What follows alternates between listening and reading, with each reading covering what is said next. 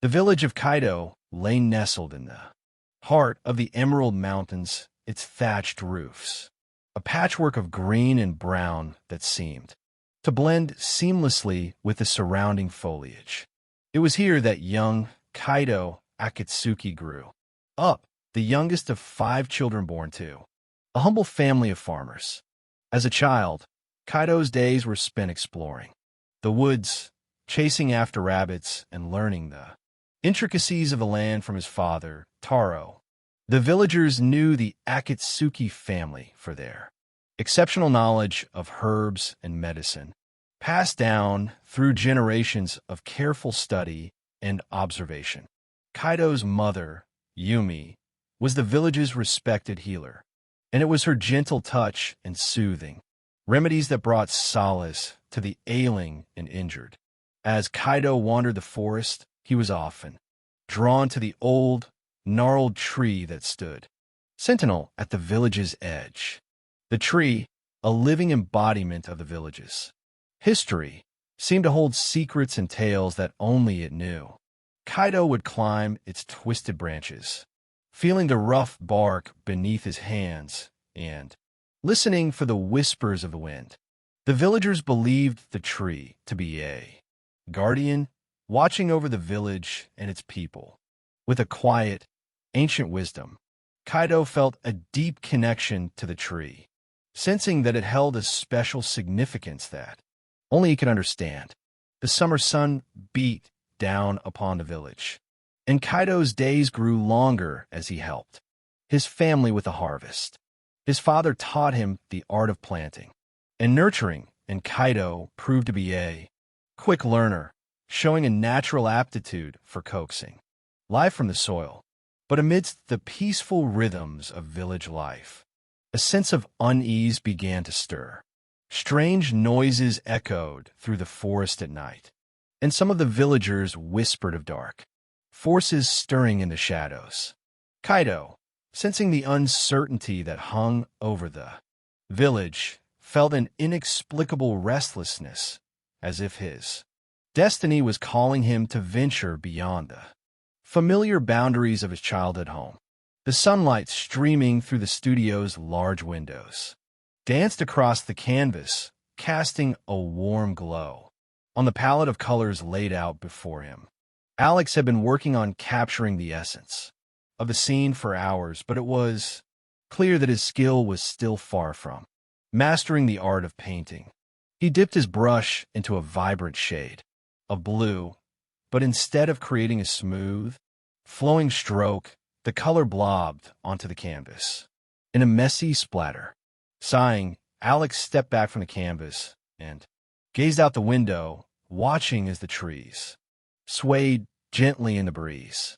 His instructor, the renowned painter Emma, had told him that the key to creating truly captivating art was not just about applying paint, but about capturing the essence of the subject.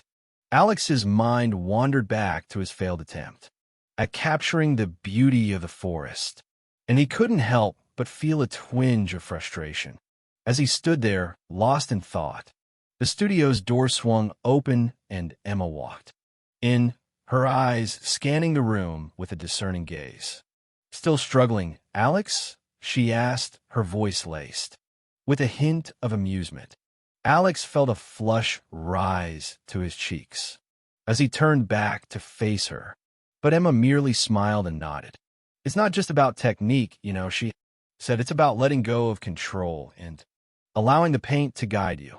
She walked over to Alex's canvas, her eyes scanning the splattered colors before pausing on the area where the paint had blobbed. "You see here," she said, gently touching the canvas, "you've been trying to control the paint instead of letting it dance across the canvas." Alex watched in fascination as Emma's fingers seemed to weave a magic spell, coaxing the paint into a beautiful, swirling pattern. For the rest of the lesson, Alex watched, entranced, as Emma demonstrated the delicate balance of control and abandon, her brushstrokes seeming to come alive as she danced across the canvas. The colors blended and merged, creating a breathtaking tapestry of light and shadow.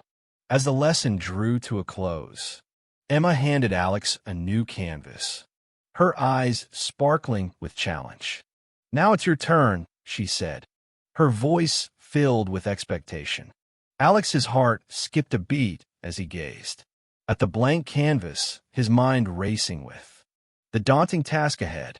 He took a deep breath, letting the lessons of the day seep into his very being, and dipped his brush into the vibrant blue, ready to let go of control and allow the paint to guide him. The rain-soaked streets of Tokyo were always at their most unforgiving in the dead of night, the neon lights of the city's underbelly reflecting off the slick pavement like a siren's call to the lonely and the lost. It was on one such night that Kaido Yamato found himself wandering the streets, his footsteps echoing off the skyscrapers as he searched for a distraction from the demons that haunted his every waking moment.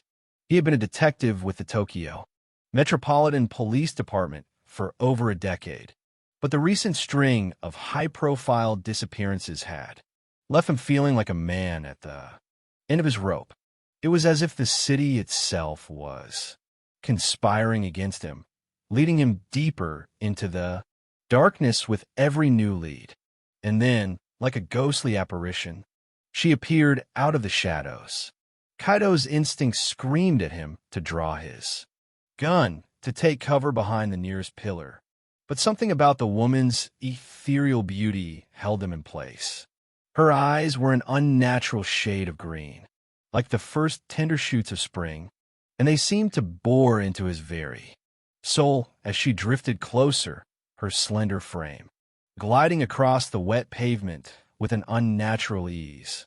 She wore a flowing white coat that seemed to shimmer and ripple like the surface of a pond, and a hat that cast a shadow over her face, obscuring her features. Kaido's gut told him that he was staring at something otherworldly, something that didn't belong in this world at all. As he watched, transfixed, the woman reached out a hand and touched his face, her fingers tracing the contours of his cheek with a soft, almost gentle touch. It was a gesture both intimate and intrusive, and Kaido's skin crawled with a mixture of fear and revulsion. And yet, even as he recoiled from her touch, he felt a shiver run down his spine, a sense of recognition that was both familiar and yet utterly inexplicable. "Who are you?" he demanded, trying to keep his voice steady, but the woman merely smiled, an enigmatic curve of her lips that seemed to hold 1,000 secrets. "I'm what you've been searching for," she whispered, her voice like a summer breeze on a still day. "And what you will never find." The scorching desert sun beat down on Kale's weathered skin, his weary eyes scanning the horizon for any sign of relief. He had been walking for days, driven by a burning desire to reach the fabled oasis of eternity, a fabled haven hidden deep within the unforgiving dunes. The air was thick with an otherworldly energy, and Kale could feel it coursing through his veins like a living force. His worn leather boots kicked up clouds of fine sand with each step, but he pressed on, fueled by a sense of purpose that had been kindled within him by a cryptic dream. As he traversed the endless expanse, Kale's thoughts turned to the mysterious figure who had set him on this path, the enigmatic sorceress Lyra. Her words still echoed in his mind, a whispered promise that the oasis held the key to unlocking the secrets of his own troubled past. Kale's memories were shrouded in darkness, a labyrinth of fragmented images and half-remembered emotions that had haunted him for years. He had all but given up on ever recalling the truth, resigning himself to a life of quiet desperation. But Lyra's message had awakened something deep within him, a spark that now flared into a fierce determination to uncover the mysteries that had long eluded him. The sun beat down relentlessly, casting a golden glow over the desert landscape. Cale squinted against its intensity, his eyes fixed on the dark silhouette of a rocky outcropping in the distance. As he drew closer, he noticed that the rock formation seemed to be shifting, its twisted forms blurring into a strange, hieroglyphic pattern. A shiver ran down Cale's spine as he realized that this was no natural phenomenon.